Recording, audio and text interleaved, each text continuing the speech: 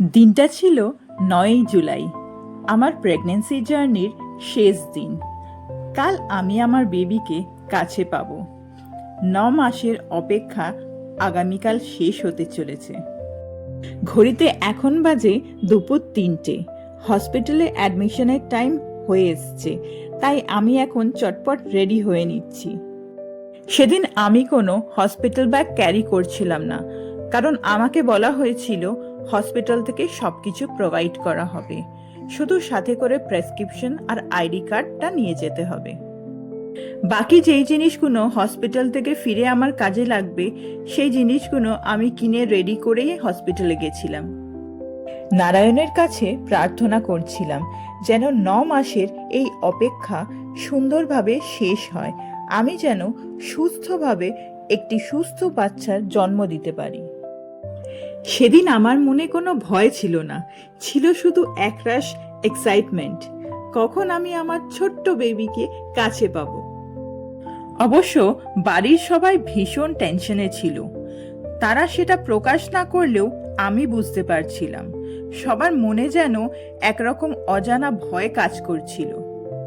হসপিটালে বেরোবার আগে যখন আমি সবাইকে প্রণাম করলাম, তখন আমার আত্মবিশ্বাস দেখে কেউ কান্নাকাটি করছিল না, কিন্তু আমি খেয়াল করেছি ওদের সকলের চোখ ছলছল করছিল।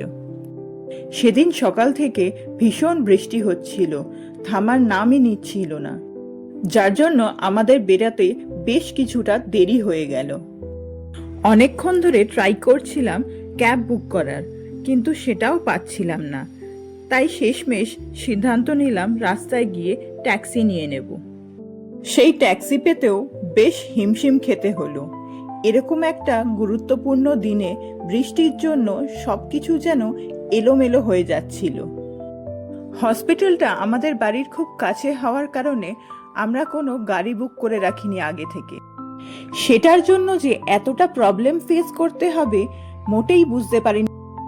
অবশেষে সব বাধা পেরিয়ে যখন হসপিটালে ঢুকবো, তখন ভীষণ জোরে খিদে পেয়েছিল আমার। আমি বললাম ফুচকা খেয়ে ঢুকি, কিন্তু টেনশনে কেউ আমাকে সেটা অ্যালাউ করলো না। অগত্যা হাসি মুখে হসপিটালে ঢুকে পড়তে হলো। অ্যাডমিশন প্রসিডিওর সব শেষ, এবার আমাকে ভেতরে নিয়ে যাচ্ছে ওরা। প্রথমে ওরা আমাকে এমার্জেন্সিতে নিয়ে যায়।